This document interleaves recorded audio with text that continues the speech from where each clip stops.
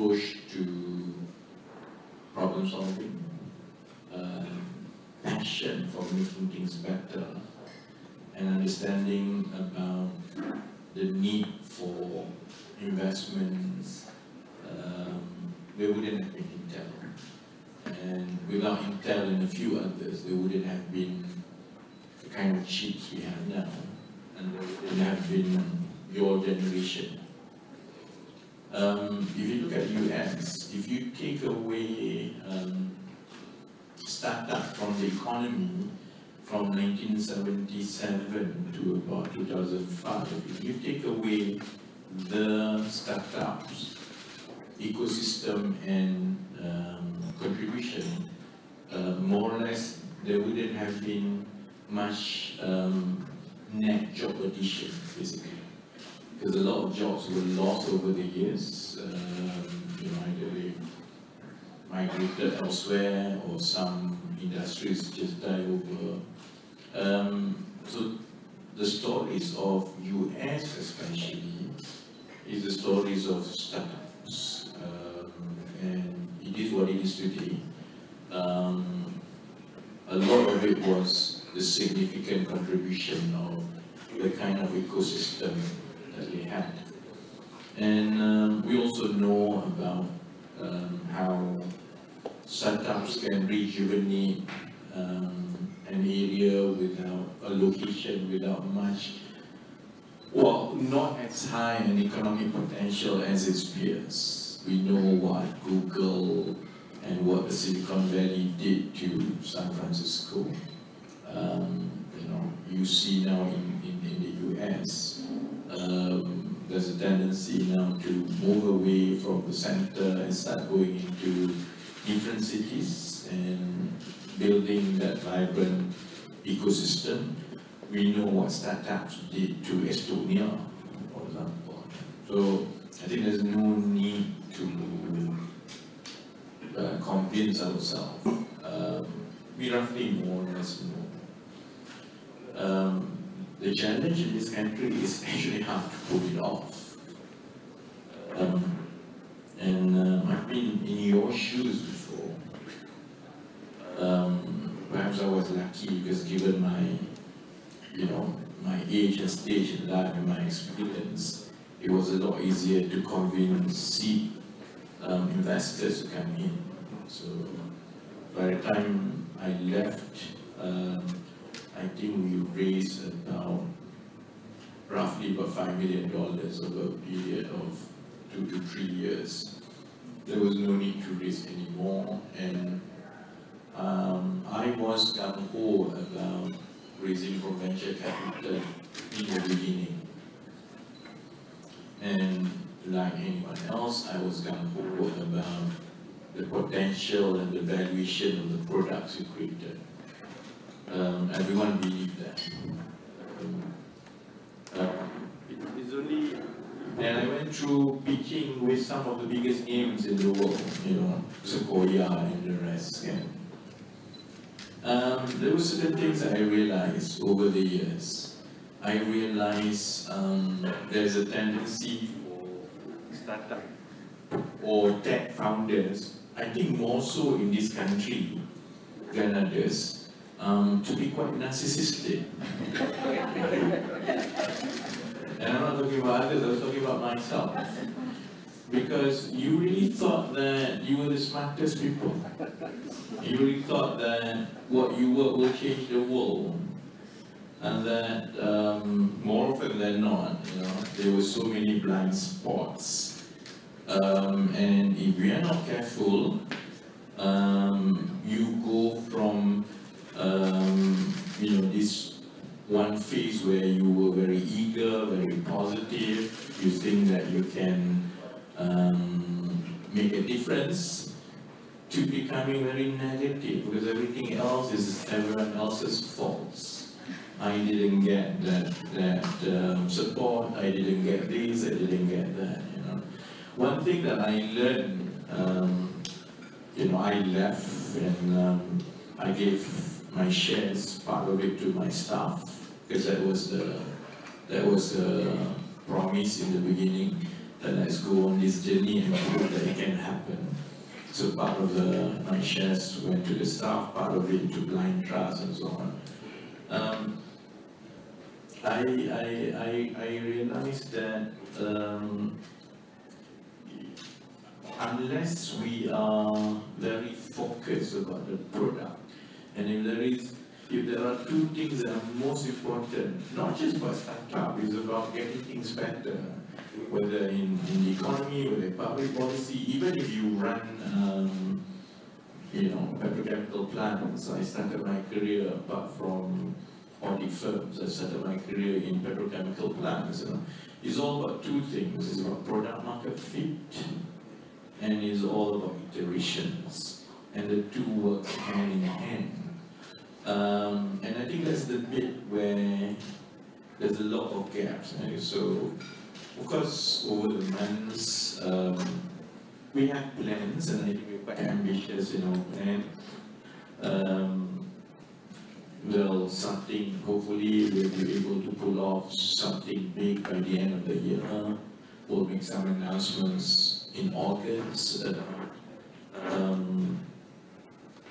Digital ecosystem and policies and so on. Maybe this is the one. Yeah, the blue one. No, tadi pakai. The okay, this one better not break down with the PTR. Of course, we'll focus on that, and I do believe that there's a lot that we can do together in terms of the ecosystem. We have the work mapped out and planned for the next 6 months. I'm sitting down with all the agencies under government's funding and within the government system, agencies involved in startup, involved in digital ecosystem, on 20th of June.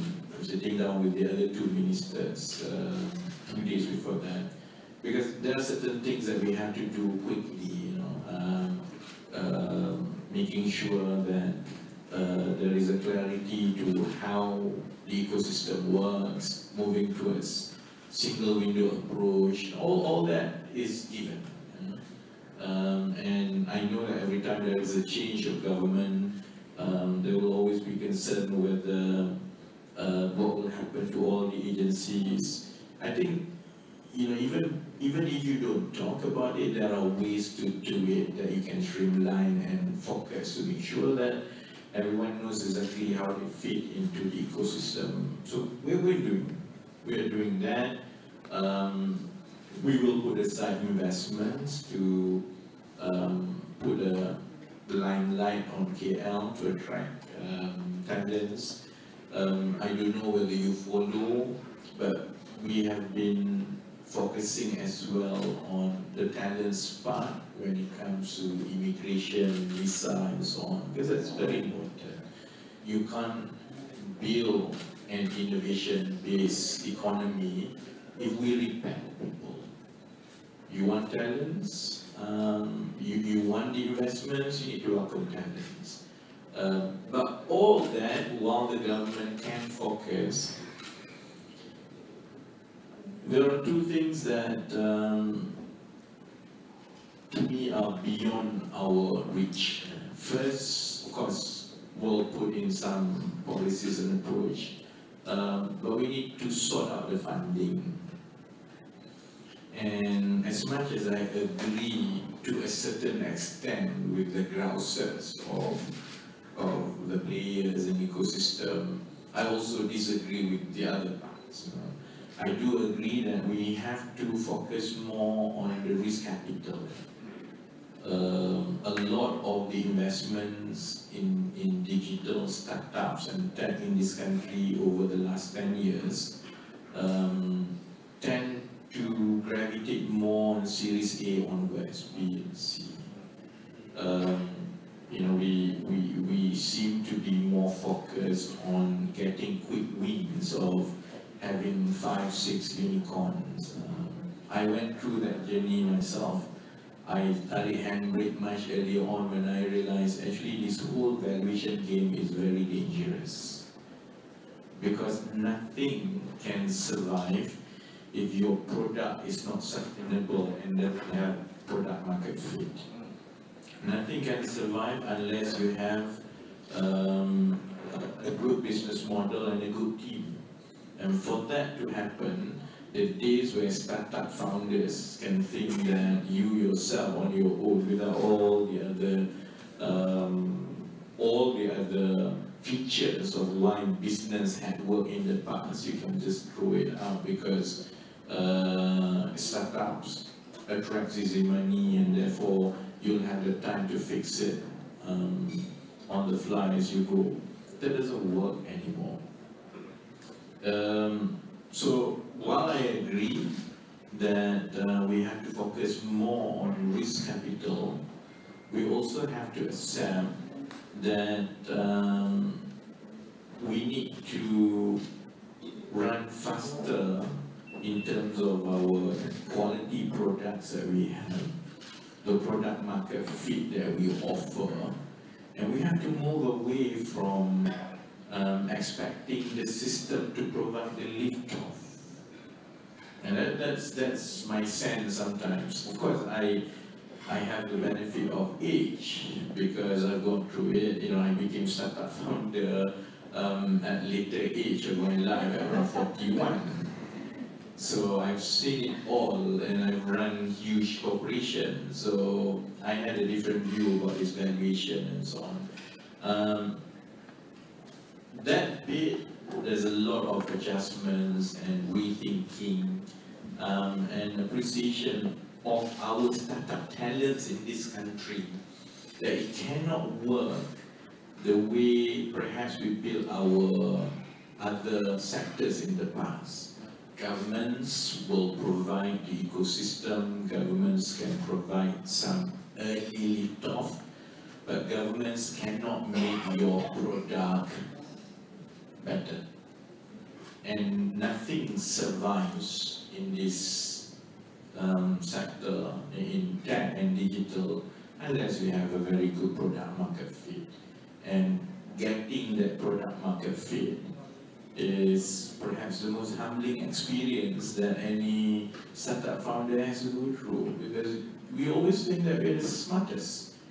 That's not necessarily the case, because different people look at things differently, and in digital ecosystem where anyone and anybody can create something and offer it to the market, it has to be of some difference for it to have the kind of market adoption that it can survive.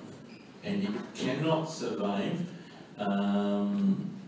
through this stage that people always call value of the death. And unless you survive your, from your MVP, and then you start having some adoption, you build much longer cash runway, and then you have some pathway to profitability. If you can't survive that, nothing that government can do to help you.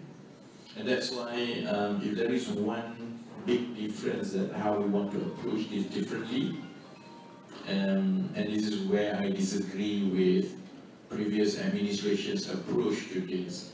I actually want to focus on the seed and angel stage. I think once, if you have a much larger pool of early stage startups and early stage products, it's given that there is a higher chance that you have startups and products that can survive the value of the death and then go into the Series A. And once hopefully they manage to pass Series A, they will be able to pick up at Series B and Series C. If they fail at Series A, serve them right, because that means that the product is just not strong enough. And you will see this not just happening with Malaysian tech scene, you will see this all over the world. Because the days of easy credit is gone. It's not coming back ever. I don't think it will be another generation before you see the kind of easy credits that built the kind of startup booms in the last 10 years. If you think about it, in the last 10 years, it's almost free money because of the low credit environment in the West, in Japan, so they don't mind taking the risk because out of 100 startups, if one make it big, that one success will be able to give enough returns that cover everything else. And even if it's 3 or 4%, it's still better than putting it in empty somewhere. That explains the crazy valuation runs of the past. And it created some models that are clearly not sustainable. You can't continuously subsidize just to go after growth and thinking that at a certain scale you will be able to fix your business model to hit profitability. It just doesn't work. At least that's how I look at it. And so to me, so long as startups graduate from our ecosystem, graduate to Series A, most probably they are strong enough with good products and good prospect to go on their own on Series B, Series C, and so on. But what I intend to do is to really fix the funnel, because there's no point chasing unicorn and focusing on Series B and Series C, but it doesn't have the same impact that we need to the economy, because the whole strategic value of startups to the economy, as I mentioned at the beginning, as the key driver for innovation and talents and growth. So if the funnel is small, it doesn't move a needle of the economy. We can tell that we have there, but that's about it. And unless they reach a certain pathway to profitability and financial sustainability, there will always be that concern, what will happen next? Who's going to find the next round and so on. So I hope that gives a much clearer picture. Again, I'm perhaps the only minister with some startup experience. I also know the pitfall of angel and seed capital stage as well. Again, everyone thinks that they have a product that can change the world. We'll be looking at how we want to create an ecosystem that, while it is very friendly to the seed and angel stage, but it has also to be very accountable and very strict, not so much because we don't trust our digital talents, but that's what you need to grow. Because easy money means easy failure. Unless you understand and count every single thing from the very beginning, and unless, this is sometimes my cynicism about some of the talents I came across over the years in this country. We want to be like the startup founders in Silicon Valley, but we don't live like them. They run their products from a garage for a reason, not because it's sexy to be in garage, but because they counted every single cent for it. They didn't pay themselves. So we also have to move away from that thinking where, on the one hand, we aspire to become the kind of value creator that you see from Silicon Valley startups. On the other hand, we behave like we are executive at a fintech. It doesn't work like that. So if you choose to have a career and have a steady paycheck, then you should work in all these MNCs and corporate offices.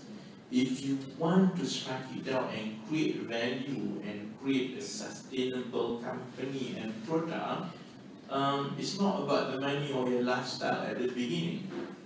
It's about the passion and dedication to pulling it off. And that's my criticism sometimes of the younger ones. Of course, I had that benefit because I had a steady 20 years worth of career to keep enough cash.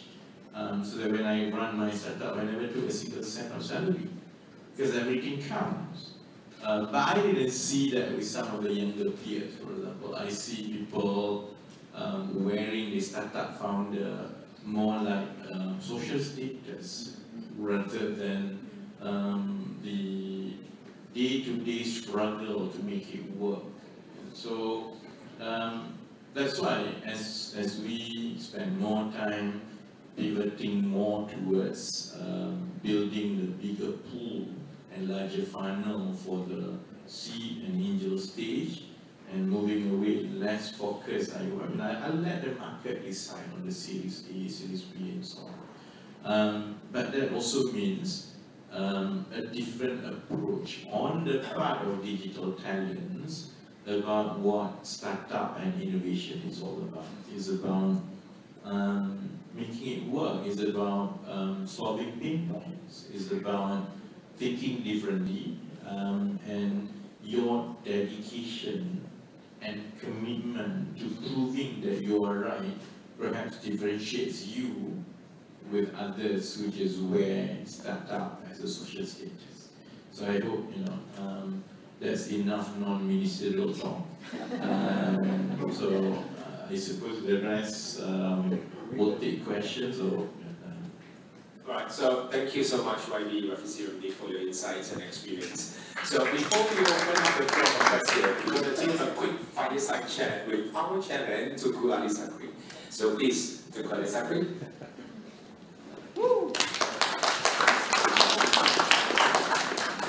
Okay, YB, as you can see, we don't stand up to protocol. And also because we, innovation is all about challenging the status quo. So in light of that, we are also going to be asking you, on behalf of the audience, I think I'm going to be asking you the tough questions. So I'm going to apologize in advance. I'm not being rude or anything, but I'm hoping that... Usually I'm candid as well. If the question is candid, my answer is also candid.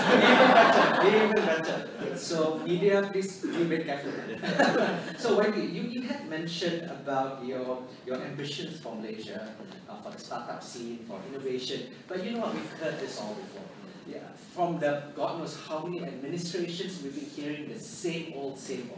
We are even seeing things like Indonesia. Indonesia is now outstripping us, right? Thailand is fast nipping at our heels. We've had Grab, Singapore grabbed them from us. So you mentioned also that there's going to be some interesting announcements coming up. So if I may dig it out of you, is there some intimations that you can share with us that will prove that your government is different? That you really need business and it's really going to do something?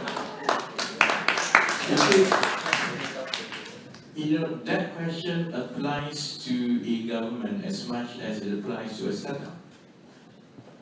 You have the same product, you have the same technology, and sometimes you have the same resources, but out of 10 products, similar products and companies, one worked, 9 didn't.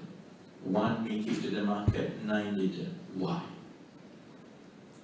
Because it's about who's driving it. The main differentiator more often than not is the founder. So I think how we will be able to prove and walk the talk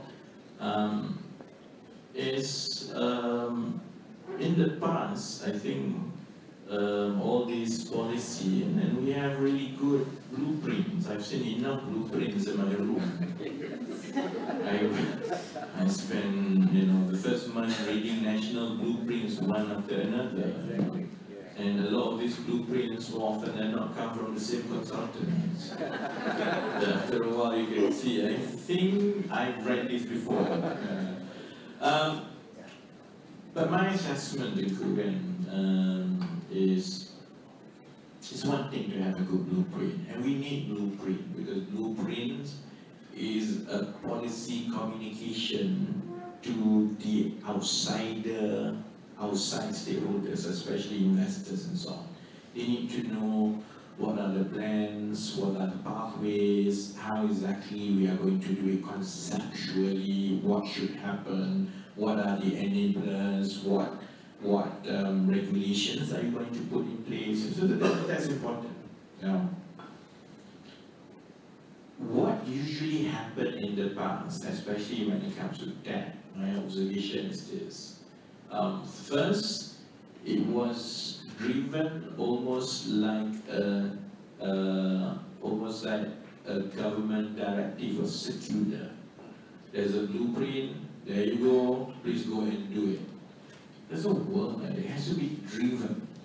And unless the minister drives it to the ground, sit down with the ecosystem, fix it and iterate it as you go along and become, doing the sales pitch for the international venture capitalists and go and fix the whole ecosystem. It's not going to work. It's just after a while, people will just lose hope and lose momentum, and it goes back, and eventually everyone will work in silos. And I think that's where we failed before. That's where I think we will do better.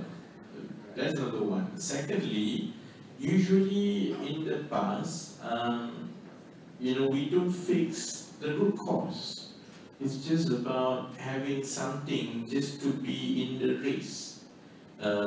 We allocate funds announced here and there, and perhaps it creates hype in the beginning, but we didn't really fix the problem that the pool of interest that we have in the economy is still relatively very small compared to what we need.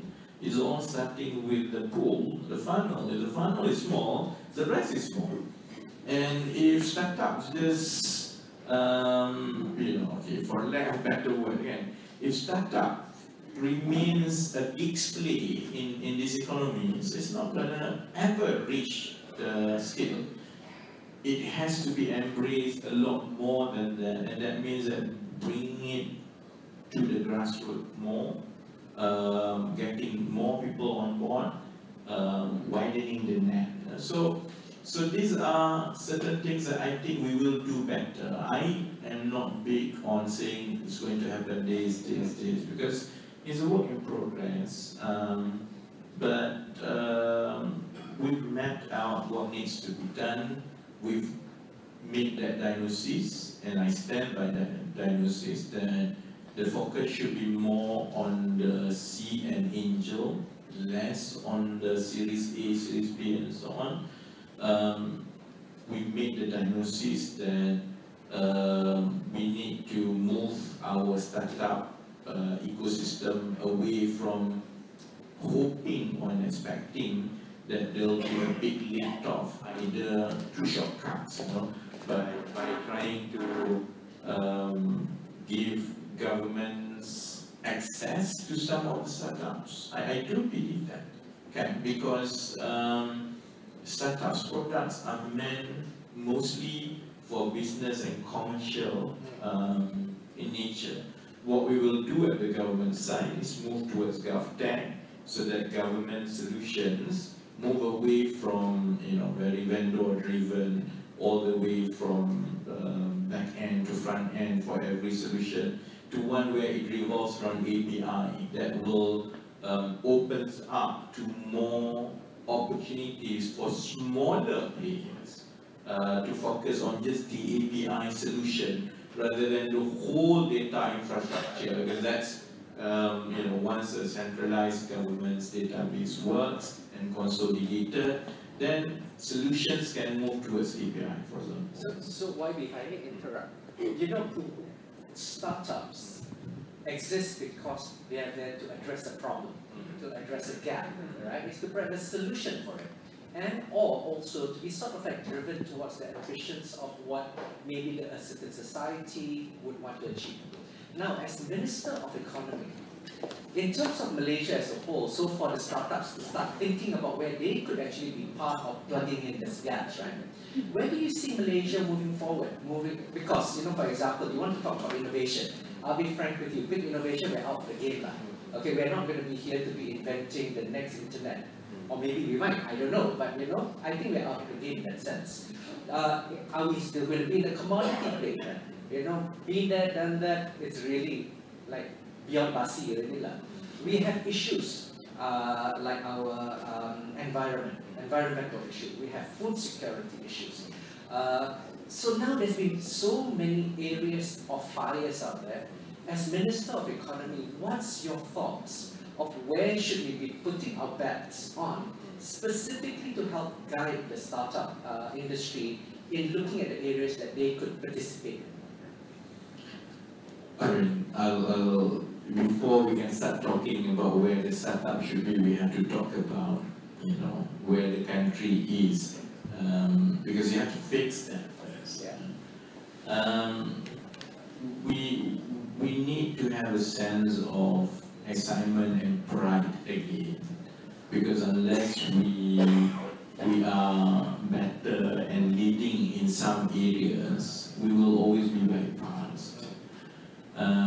I know that in the startup or digital community, there's always this sense that we could never compete with Indonesia because of the market size. That's not necessarily true, because Malaysia has a lot of competitive advantages that we don't appreciate ourselves. The fact that we are perhaps the best gateway to the 600 million market. More often than not, we forget that KL is a much more interesting and vibrant city than, say, Singapore. It's true. If given choice, a lot of my friends overseas would choose KL, not Singapore. But we don't capitalize that for them. So we have to fix the country's positioning first. We need to be a regional leader, and I know we have the streams of problems that we have to manage. But at least at the ministry now, we've communicated this quite directly and repeatedly. We want to be a regional leader in at least 3 sectors. First, energy transition. Whether or not it translates to startup is a different thing altogether. But of all our comparative advantages, perhaps the best that we can lead others in this region is on energy transition. Secondly, is on digital and tech. Of course, I know people will say, how? You know, I'll get to that. But compared to all the other sectors, are mature, commodities, oil and gas, property. So the next best bet that we have is digital and tech. The third one is, of course, food security. You know, and these are after we've met our comparative advantages, where we are, we've gone through the situation assessments, and we think that we have the right ingredients, provided we close many gaps and tie many loose ends. Okay. Now, I would imagine when China went through this in the 70s and 80s, they will be struggling as well to figure out where to start. And if anything, that's my own criticism about me and about us as a society. We really want the big way and the quick way. There's no shortcuts. It takes building up the bricks and mortar bit by bit, and everything has to happen simultaneously. You work with a bigger pool of community and society to embed certain parts of innovation, and it's a process, while you also focus on certain talents who can run faster. But you can't achieve digital leadership in this region unless we start getting everyone focusing and moving in their sphere of influence, and hopefully at some point it will all converge. For digital and tech, I don't believe that we can progress if we leave it completely to the market. It's true, as a nation we have about 32 million users. Campur maybe undocumented foreign nationals here maybe 34 million. That's people clicking, and of course for you to achieve a certain threshold that a product is financially sustainable, the number of active users and paying subscribers has to be a lot more, and hardly any products in Malaysia, especially the B2C ones, can achieve that. But B2B will suffer and struggle. Okay? So if we were to leave it completely to the private sector to catch up and build that scale for adoption, we may take too long. That's why we want to push a lot of this to government. It has to be a public sector-driven digital adoption.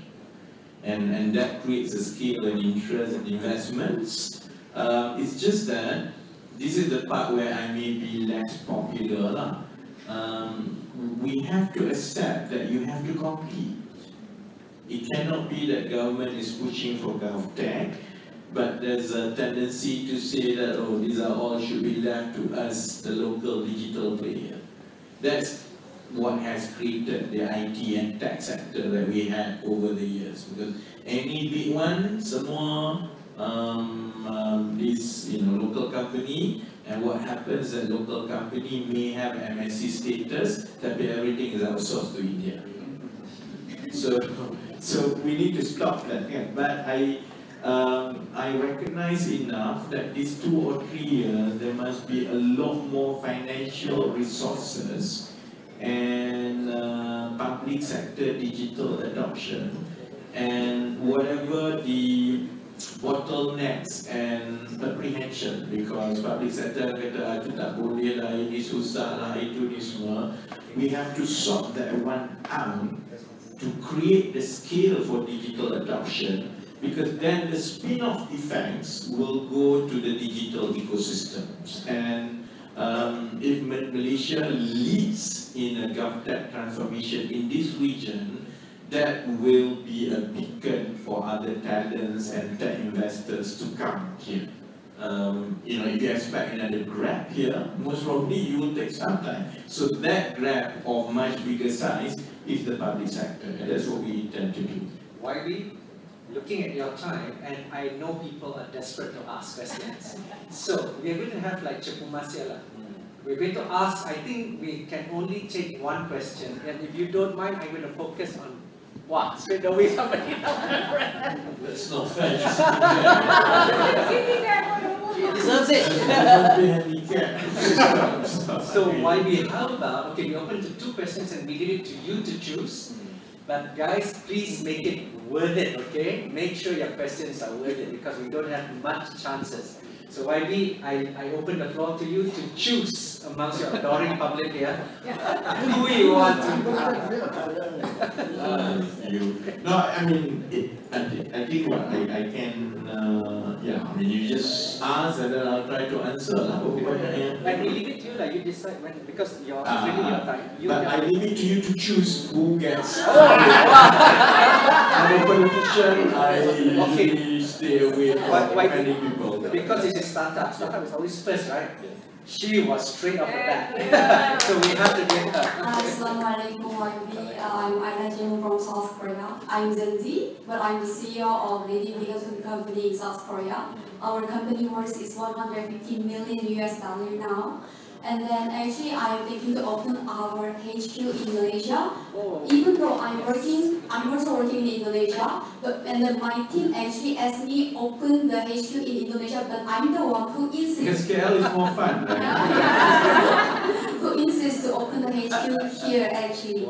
And then just now the YB mentioned that how actually we can make this ecosystem sustainable, right? we cannot make the ecosystem sustainable without money. How we can get money from investment, not only from Malaysia but from outside, maybe South Korea, where I'm from. But why the South Korea?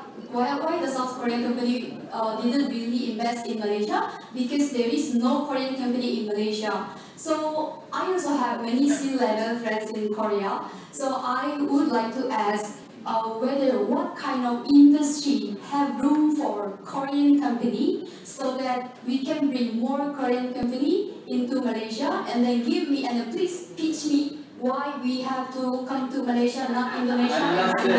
It's a reverse pitch. Number one, I think eventually Malaysia offers more as gateway than Indonesia. Okay. Indonesia will go through some political transition. Jokowi is coming to the end of his term, and Indonesia is very much defined by who's the president. So slowly the tide is turning. You will see more policy certainties in this country than what we've seen in Indonesia for the last 10 years. And that will work to our advantage, that's number one. Number two, in terms of how international the workforce is, I dare say, even if I have my counterpart here from Indonesia, that our workforce is a lot more international, is a lot more diversified, and it's very international minded workforce and economy that we have here. Malaysia has suffered to a certain extent when it comes to investments, because in the past Singapore was seen as a gateway to this region. When Singapore doesn't necessarily have the market for tech products, because the pitching was that you can go to Singapore as a launchpad to go to Indonesia especially. That is going to be more and more difficult because you can't even get a room in Singapore anymore nowadays with the kind of cost of living. And more will look to move away from Singapore. And that position that Singapore had, which is an investment hub for tech as a launchpad to this region, I think Malaysia can contest it really well at a much lower cost. And Malaysia and Indonesia, in Malay we say seruput. We are basically of the same grassroots, of the same origins. We speak more or less the same language, so it's a lot easier to test a product in the country for scaling up in Indonesia than say doing the same thing in Singapore.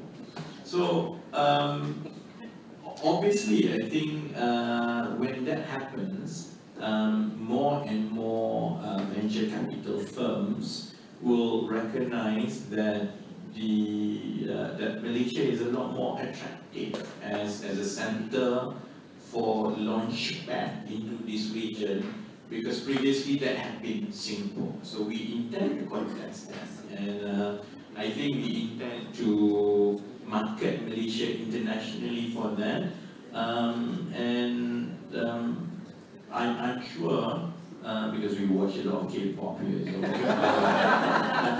I'm sure Malaysians actually is a much better fit for South Korean companies and investments going forward. So you made a good choice. We look forward to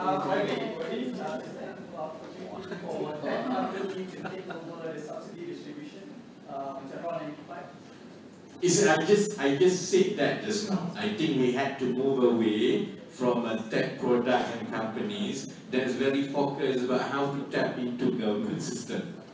I made it quite clear, because not so much because I'm against it. I think it's counterproductive to the focus about product market fit.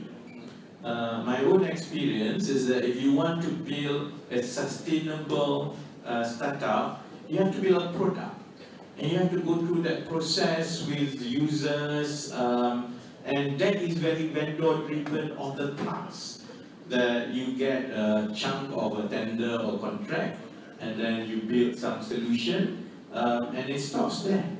Because it's been dictated by that system.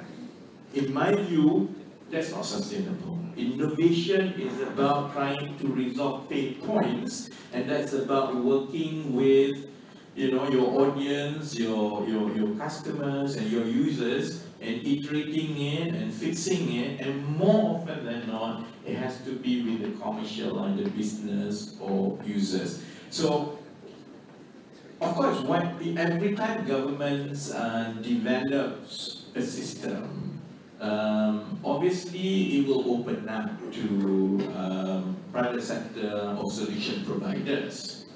And if we were to implement anything, I've mentioned that the approach forward is to consolidate government system into a GovTech where you have one centralized back end, and then you move everything slowly into a single window, and then a lot of digital solutions will revolve around API.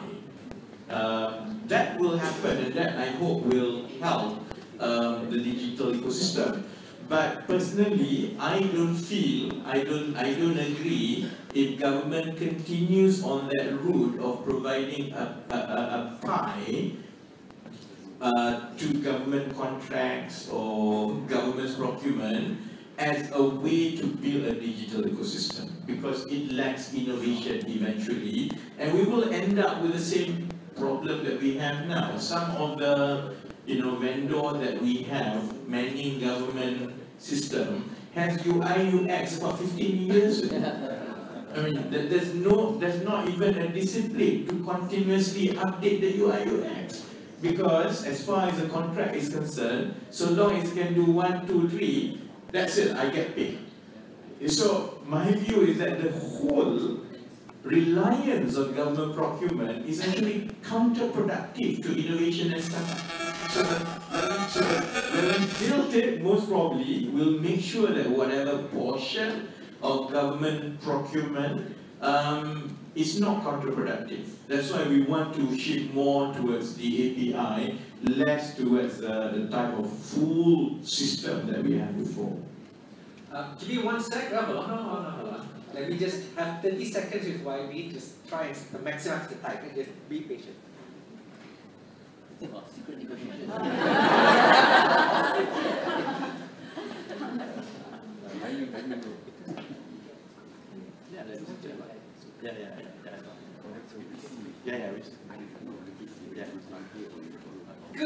Good news, guys. You're all going to be part of the press conference. Wow. So we're not going to have an official press conference. This will be the press conference. So you will be the journalists here in that sense. So YB, shall we open it up for questions? And I'll open up the hands first. We're going to be a bit more democratic. Who is born over there? All right.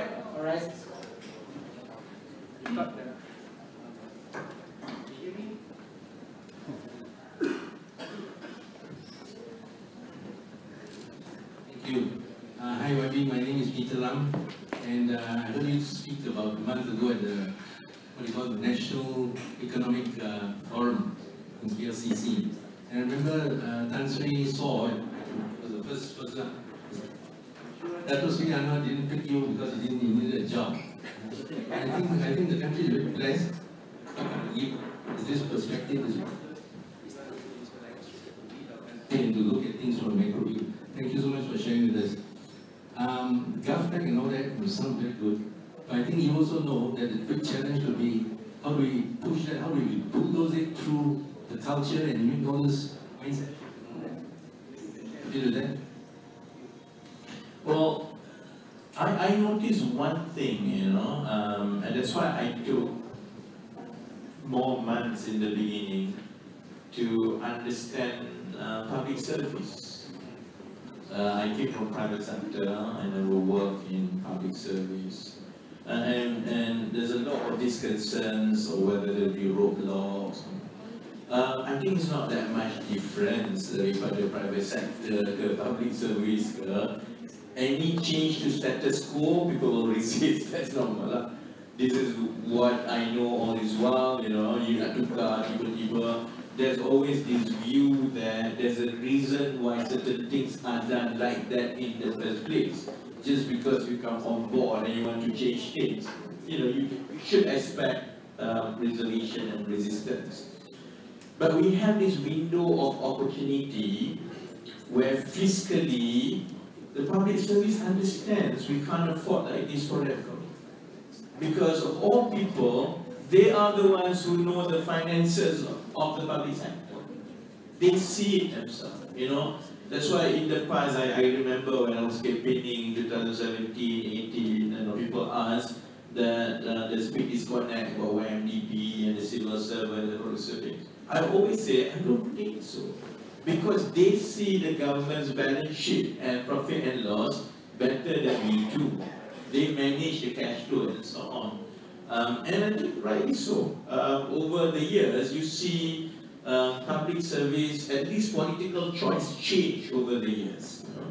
And because of that, it provided the opportunity for a change of administration in 2018 and then 2022 now.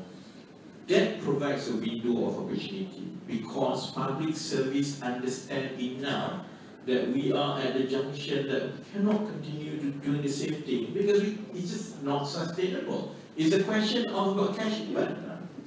You know, you guys run startups. You know that one of the things is a nightmare. That was, you know, the one thing that I don't miss not running a startup is that half of a month punya point because you can bayar gaji. Yes. Because every month you see what is my cash runaway, you know, how many more months, you know, whether it's dip, how's my collection, semua kan. So that's exactly what the public service go through now. They know that we have to fix our cash runaway. And therefore things have to be done differently. They understand the way we build our IT system is not sustainable. Government now is already spending about 7 billion a year on IT system. That's a lot. And there's a lot of room, I think, to optimize it. And they understand that. They also understand that without data and without digital applications, there will be a lot of leakages and risk of exclusions and unintended consequences of a policy. Because it has to be more granular. And therefore, it will make their life easy. So, I know that perhaps it doesn't strike as a significant development to the public, but we did pull off a decision on centralized database for the government. Do you know how many databases that we have to put together to come up with one centralized 297? And in the past 10, 15 years, it could never be done because nobody wanted to share. Some of them, I actually had to sit down and say, this is important, do this, we will amend the act to allow for public sector sharing, but for now, you have to do this because this is important. And so far, I get that warm feeling that they understand. I'm not saying that it's going to be easy, but I think it's not impossible, and that's why it has to be driven from the top. If it's driven from the top, I think we will go through stage by stage, phase by phase, and eventually we will be able to move to a GovTech. It's just that it doesn't work by a decree. You cannot say that tomorrow I want a GovTech, you go and do it. You actually have to pick the pieces all together. And you know, as a minister, you have to take a very active and almost micromanaged role in the beginning just to get everyone on board. So, YB, I have both bad news and good news. The bad news is we need to keep our media friends friendly, so they need to have their session. Sure. The good news is all of us can also observe a press conference with the minister live. So now I will open up to I don't know how is that is a good news. good news for us, YB. I'm not sure about YB. So members of our media friends, can you please identify? Are you from the media? Oh, you are from the media. Sorry, the lady in pink, right? So what we can do right now is that the member of the press and the media, if you just come forward, and you can use your own mics and your own camera if you need to, and you can start the press conference right now. So can we get it a bit more structured as well? So please keep the question towards startups and today's events topic. So that is a request, and we can just be more structured, and we can start with the first question. If you need to do any setup, you can before we start the first question. Well, we are keeping to the true nature of startup, which is chaos. Order through chaos, right? Organized chaos. Okay, are we good to start the press? Yeah, press conference. Yeah, guys. Yeah. Okay. Thank you. I am from the media. I'm also a scientist by training. I'm a science communicator. The Petri Dish is the first science newspaper in Malaysia, and what we want to do is put a right ecosystem for science to develop, especially biotechnology. Well, my question to you is not just as a Minister of Economy, but also to your administration. If we see, you say Grab was grabbed by Singapore. The reason is because our investors and our regulators were not creative enough. And their question was based on a checklist that's like 20 years ago. Do you have cars? No, I don't have cars. Do you have drivers? I don't have drivers. Sorry, we can't give you money, we can't give you license. The same thing is happening in biotechnology, cellular technology, cellular therapy, stem cell. Sorry, you need to ask your question. Okay, so these technologies are not regulated, are regulated using checklists that's 30 years ago. So how do we support the startups? And on the other hand, we are telling our students to take up STEM. It's not jiving. So what's your administration doing about this? We are working on a digital leadership center, a tech immersion center for digital leadership that focuses on public sector leadership as well as non-tech big corporations leadership, because that is actually one of structural issue. The public sector, especially when it comes to regulation, understanding, they are working in a different environment altogether. In the past, our public sector's approach to technology is as an IT. And a lot of what we have in the system are basically IT administrators. If you want to grow an innovation-based tech economy, you require leadership at the public sector and key sectors of the economy to adopt and understand digital, not as an IT, but as part and parcels of your overall job. So we are working with, we're still hashing it out with the tech giants, because we want to bring the tech giants on board. Also, we're working with Asian Business School just to create that. It will not be able to solve everything at one go, but we hope that as we bring more of the public sector leadership to go through this immersion, the appreciation about what is an innovation and tech governing is all about, that will expedite streamlining a lot of these regulations, rules, processes that have to keep up with the of a tech and innovation economy. So I think that's one bit of it, because you have to fix the leadership as well. You have to bring the public sector leadership. Because remember, people ask me what's the difference. The difference is that it must be, the driver must be right. And when the driver must be right, it means that it's not just the minister or the prime minister, all the way from the secretary generals, all the way down, in the same way that we go for exam for finance and so on, people have to have a certain degree of understanding and appreciation of what digital and tech and innovation economy is all about. Only then they can go back and be equipped with you know, updating and fixing all this and bringing everything together. So that's the plan is to take it off by end of this year.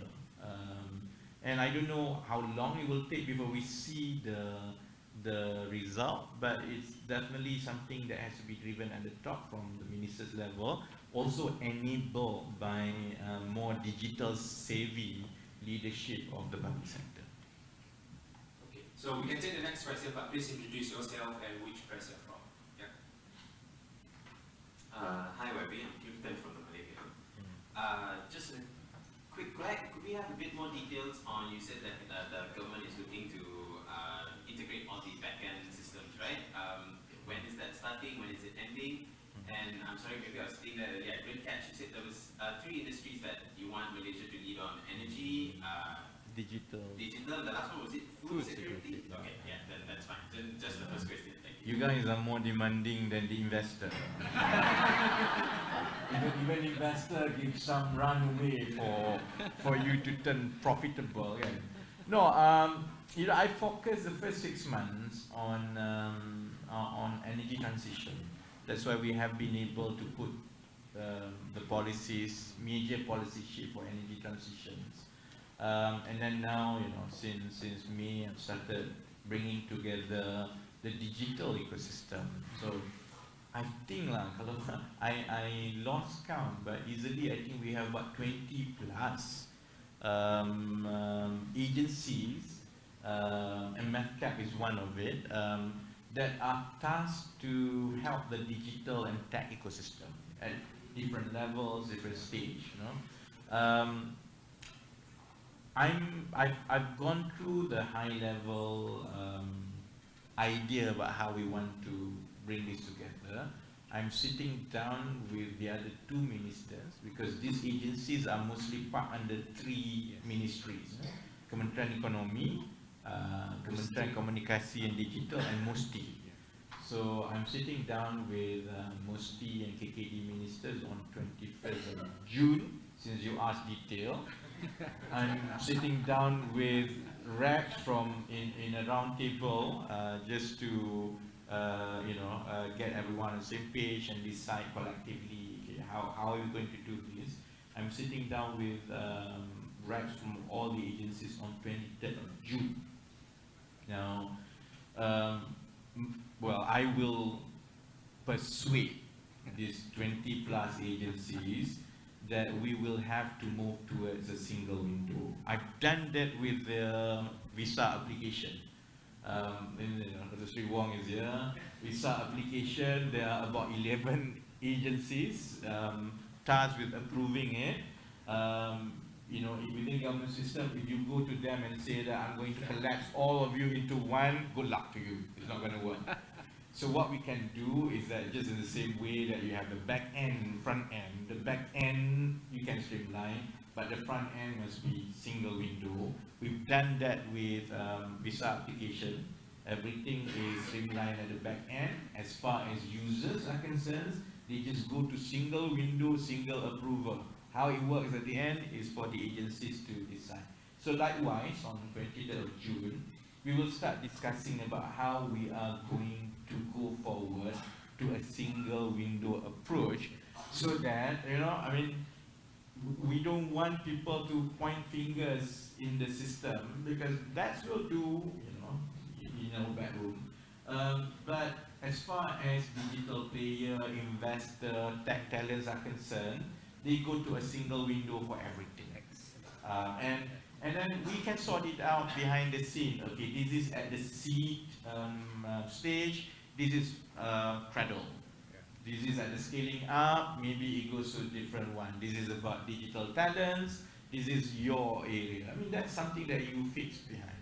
The idea is for us to present the single window policy to the Digital Economy Council, chaired by PM, sometime by end of July. So I think we will have more clarity about how exactly we will be doing this, what single window when, by sometime August-ish.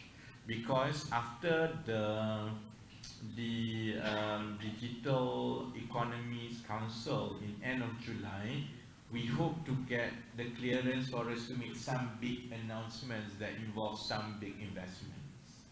But I need to clear that first. So we've lined up a series of things from July, August, and then the next one I think is by end of the year, maybe November or December. So yeah. So the 200 plus back end. Not 200, 20 plus. 20. 20 plus. So He yeah, didn't I say. heard 200 plus. That No, was no. for- No, 20 plus. So, 20 but it's plus. more like That is 297 database that we have to consolidate to create the national database. YB, Yeah. we have been advised that Okay. you have time for around 2 more questions. Yeah, should be So okay. we'll take the next question. Please state where you are from. Hello, I'm Nurul from the Malaysian Reserve. So we know that Klang Valley and KL especially are intent to be a center for startups, right? And it is already are. And moving forward, they also need to widespread the startup ecosystem to other states. It's not just Klang Valley, you know. There's the need to go for other states as well. So as for now, do I cringe because I may disagree with that. yeah. Yeah. So do the government has the policy or initiative to enable that, or in terms of fellow startups and agency, what they need, what are needed to be done to ensure the widespread, to ensure people are getting mass public, especially benefit from startups economically. Okay, let's talk about the relationship between the location of the startup ecosystem and what is needed for the ecosystem. Again, actually for a startup, you can be anywhere because you can work from home and then just use your cloud and so on. So there is no need for a hub. So why do we talk about hub? Why is Silicon Valley? Why is New York? Why is Phoenix, Arizona? The reason being is you need the whole players in the ecosystem to be there. And one of the biggest part of the players, number one is the funders, number two are the talents. More than anything else, these are the two ones. Okay, now, what are the kind of things they look at before they decide, that's where I want to focus on, kan? They look for talents juga, kan? So that's why I personally don't think that it's plausible to have this policy that setiap bandar ada satu startup, which is a word like that. It's a function of talents.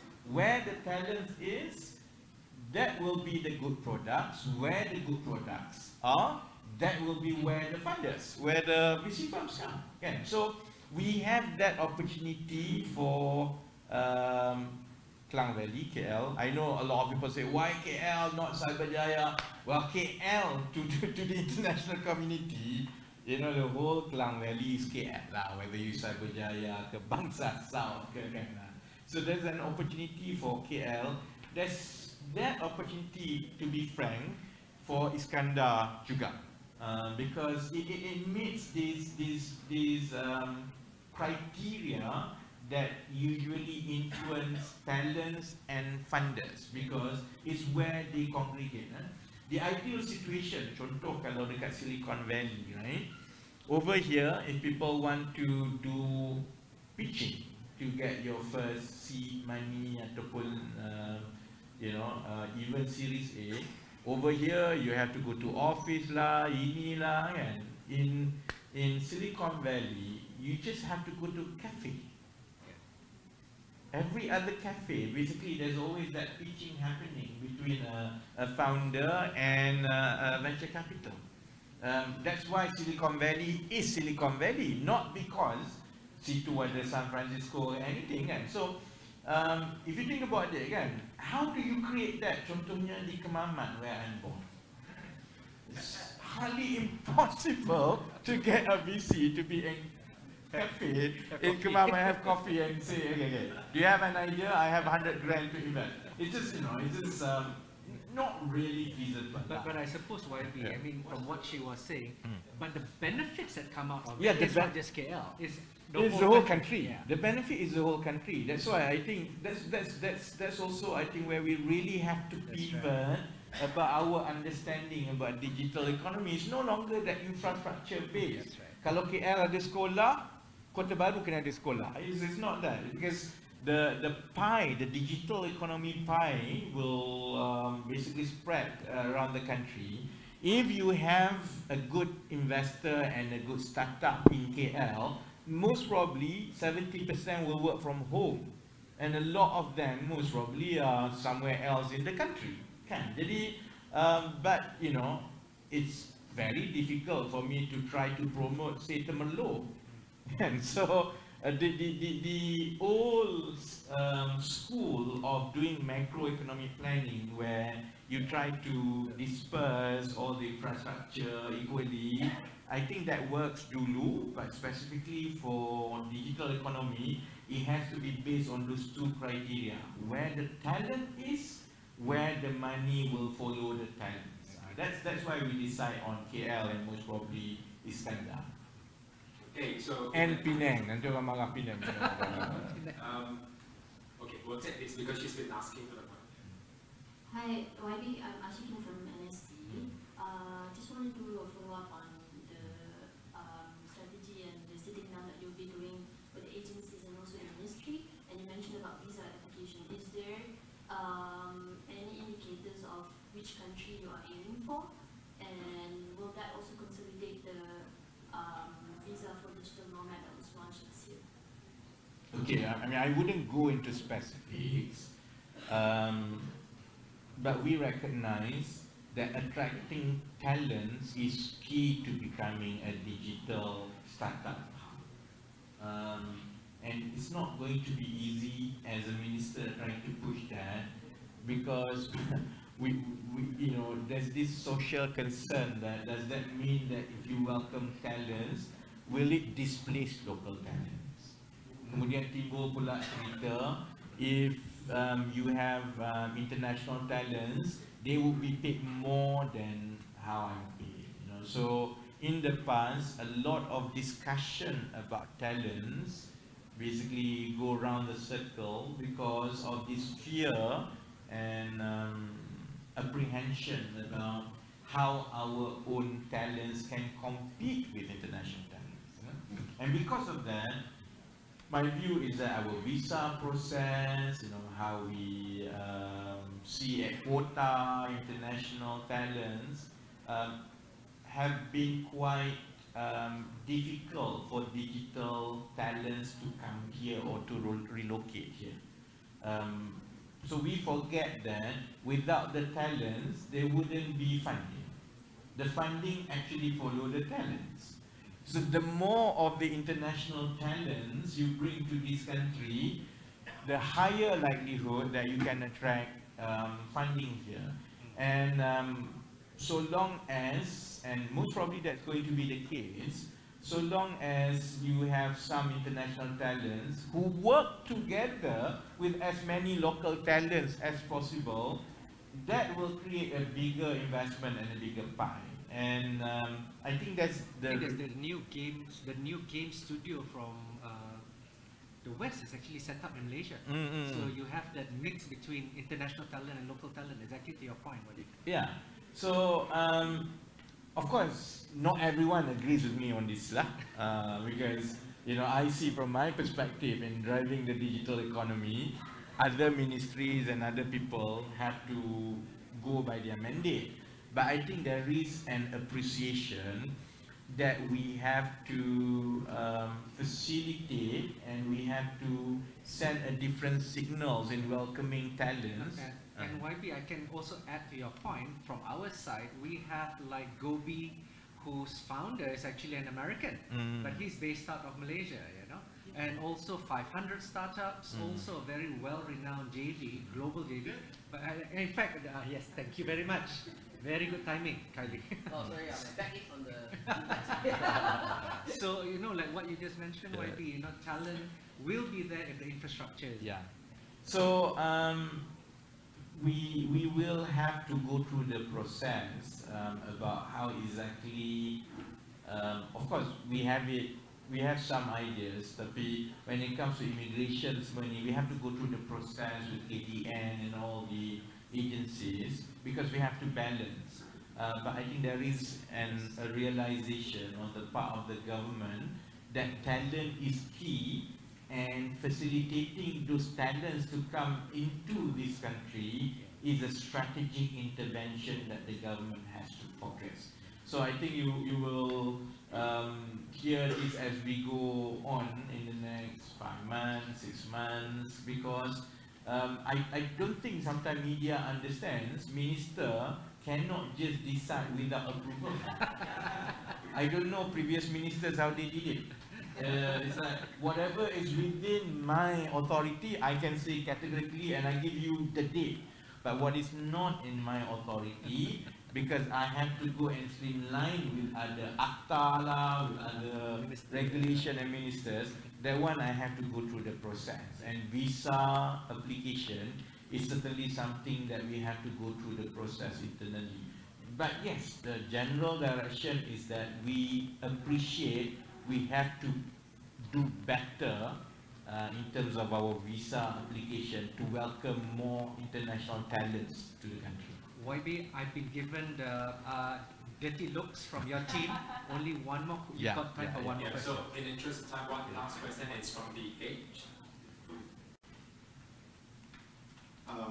Just on the venture capital side, what is your administration? Will your administration be looking into reforms or policies that will look into the venture capitalist ecosystem, and will we be anticipating that in the August when you will be launching several other economic policies as well?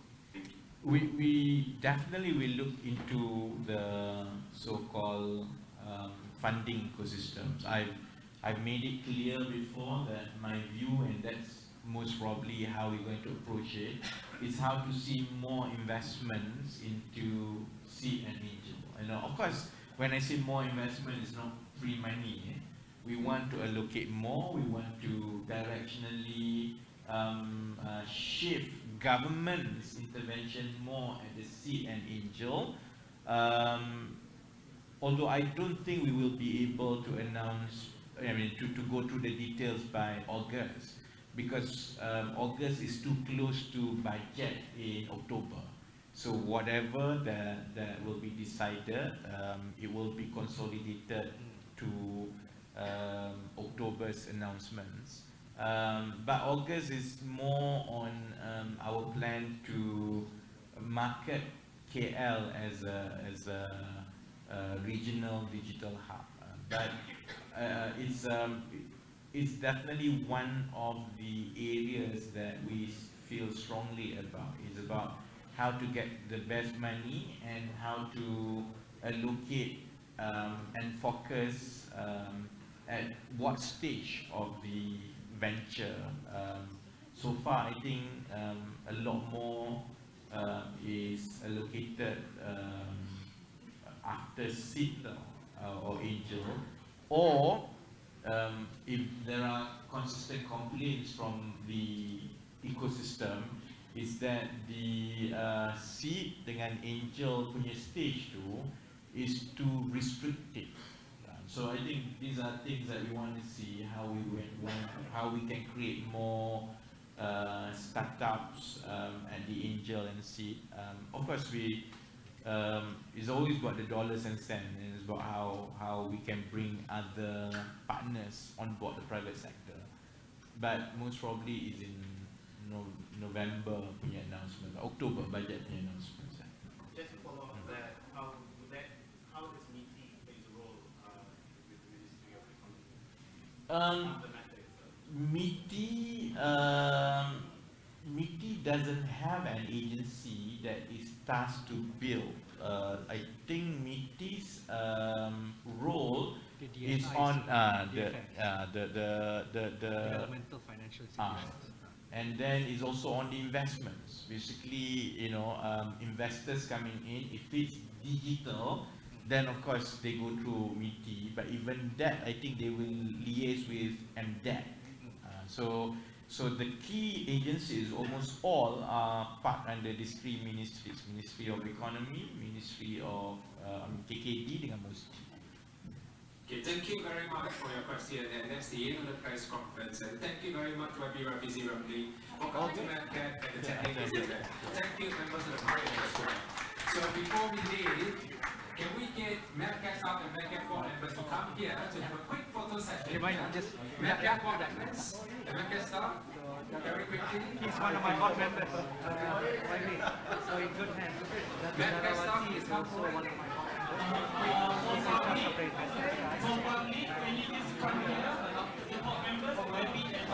Manu is also another of my board members.